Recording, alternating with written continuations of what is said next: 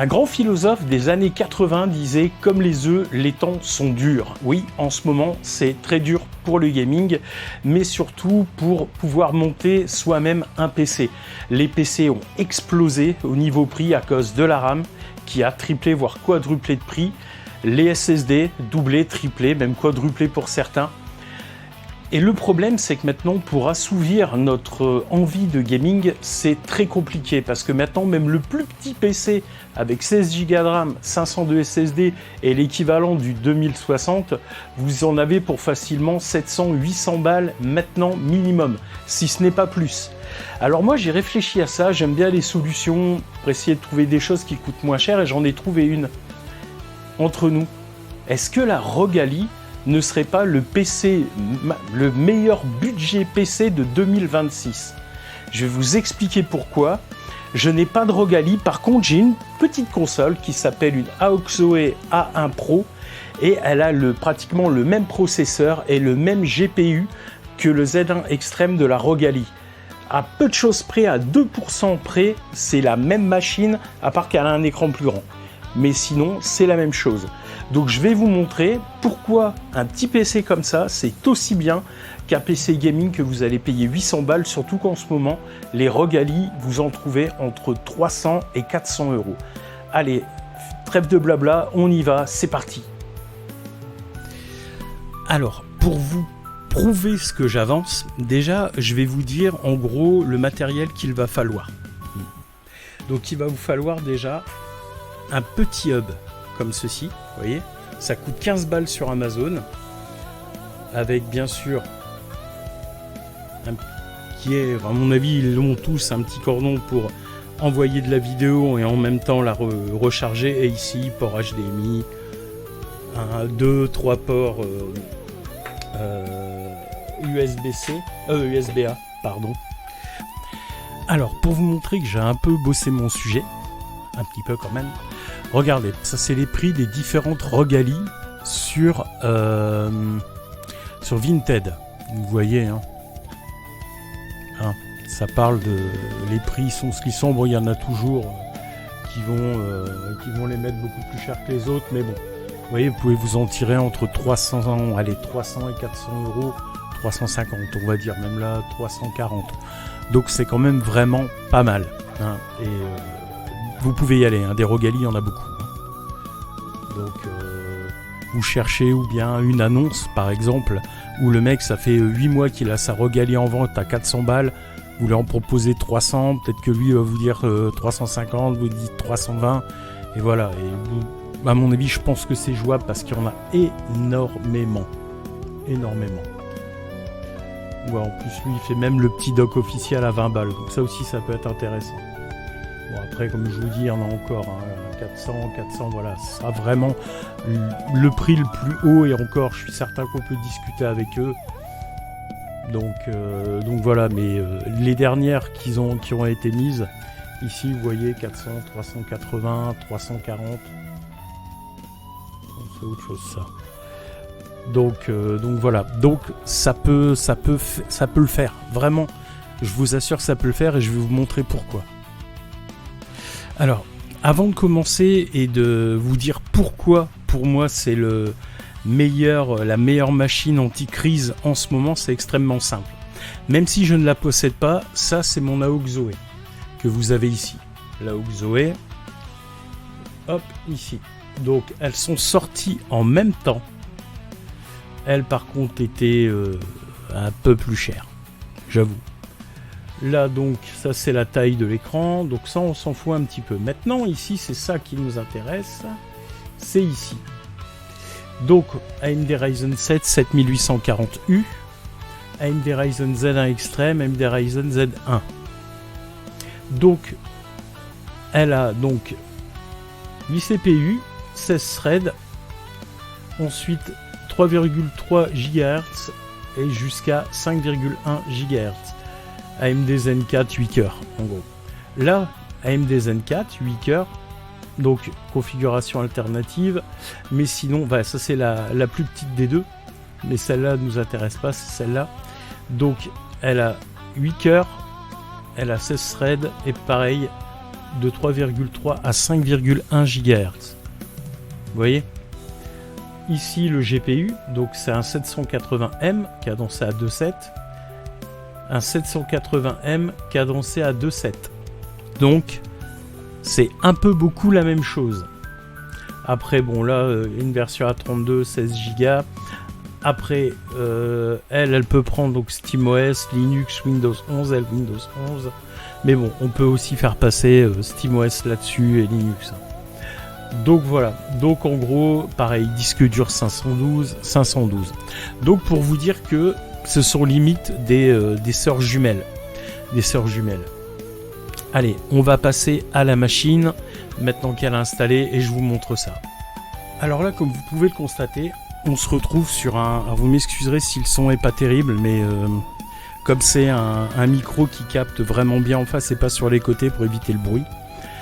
Alors comme vous pouvez le constater, voilà, vous avez un bureau Windows, ce qu'il y a de plus normal. Donc j'ai relié ma souris, un clavier, des applications j'allais dire, mais des programmes Windows comme Adobe, comme plein de choses. Vous pouvez tout utiliser, c'est un Windows 11, ce qu'il y a de plus bateau. Maintenant, la chose que vous allez me demander, qu'à mon avis vous suivez cette chaîne, c'est et pour les jeux ? Eh ben pour les jeux, je vais vous montrer ça tout de suite. Allez, c'est parti. Là, on commence juste par l'émulation, parce que bon, je suis quand même une chaîne qui propose des consoles d'émulation. Donc là, on est sous Retrobat, un front-end sur PC qui est très bien. Donc, déjà, je vais pas m'amuser à vous montrer de la NES, de la Super Nintendo, ça ne sert strictement à rien. On va commencer par tout ce qui est 3DS. Donc là, on commence par la 3DS, ensuite on montera au fur et à mesure PSP, etc. Et on passera bien sûr ensuite par les jeux PC. Donc comme vous pouvez le constater, donc pour la 3DS en x4, bon bah ça fonctionne, hein, il n'y a aucun souci, vous n'aurez aucun problème. Avec des petits réglages dans l'émulateur, vous pourrez intervertir les écrans ou même encore augmenter la résolution si vous le voulez.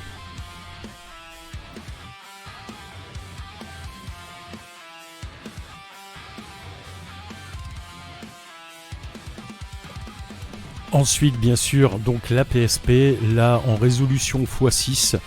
Donc vous voyez, hein, 60 fps, il n'y a aucun souci. Je vous ai mis un overlay en haut de l'écran. Donc il n'y a aucun problème non plus. Ça tourne. De toute façon, qui ne fait pas tourner une PSP maintenant ?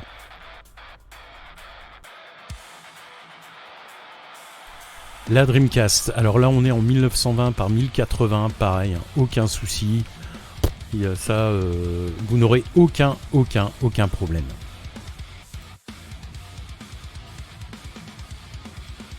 La GameCube avec un jeu qui est très compliqué à émuler, c'est Bloody Roar Primal Fury. Et comme vous voyez, 1920 par 1080, rien à dire, 60 fps.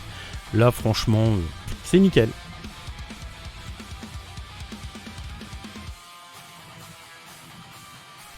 Wipeout Fusion sur PS2 en 1920 par 1080. Donc pareil, hein, bloqué en gros vers 60 images par seconde. Là c'était le début. Donc voilà, tout fonctionne nickel, pareil que la GameCube.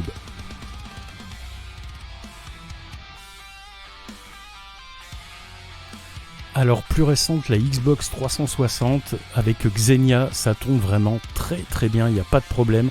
À 30 fps, entre 25 et 30, mais ça reste très jouable, comme le jeu de base, vraiment très bien. Là nous sommes sur PS3 avec Devil May Cry 4 en résolution native, c'est-à-dire 720p. Et là, comme vous pouvez le constater, il n'y a aucun souci au niveau des FPS. Hein. Aucun. Vraiment, ça marche très bien.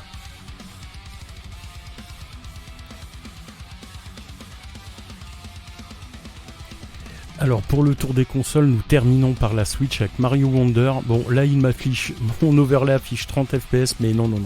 Il est parfaitement fluide. Hein. Je ne sais pas pourquoi d'ailleurs il m'a mis 30 fps, mais bon. Donc voilà, sinon ça marche vraiment très bien. Alors autour des jeux PC, donc là avec Nier Automata, un jeu pas très lourd, j'ai tout mis à fond. Donc voilà, les FPS varient entre 55 et 60, donc c'est vraiment très bien, ça marche très bien.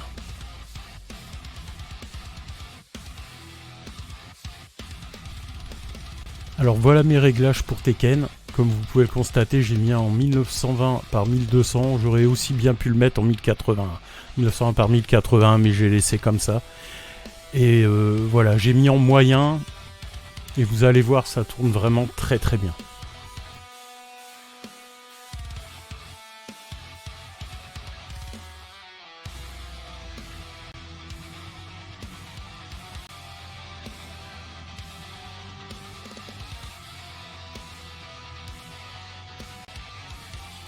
Alors là on se retrouve sur Ratchet & Clank Rift Apart, là vous avez tous mes réglages, donc FSR3 avec la génération d'images.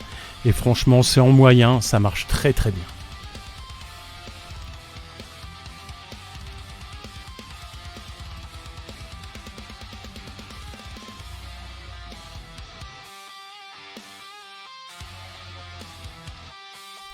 Alors il fallait bien que dans tout ça la console ait ses limites, et ses limites s'appellent Crimson Desert, parce que même en minimum, j'atteins même pas 30 fps, alors que pourtant j'avais à faire tourner un Cyberpunk 2077 en médium sur ce mini PC, donc mini PC console.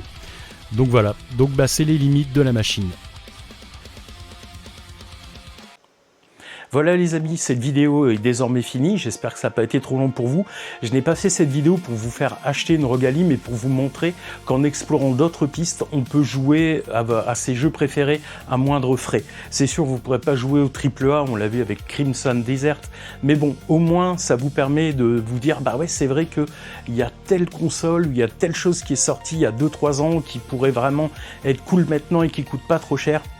Parce que croyez-moi, la pénurie n'est pas près de se finir, donc voilà. Et peut-être même que ces petites consoles-là, pas chères comme la Rogalie, peut-être que d'ici la fin de l'année ou milieu de l'année prochaine, les prix vont exploser.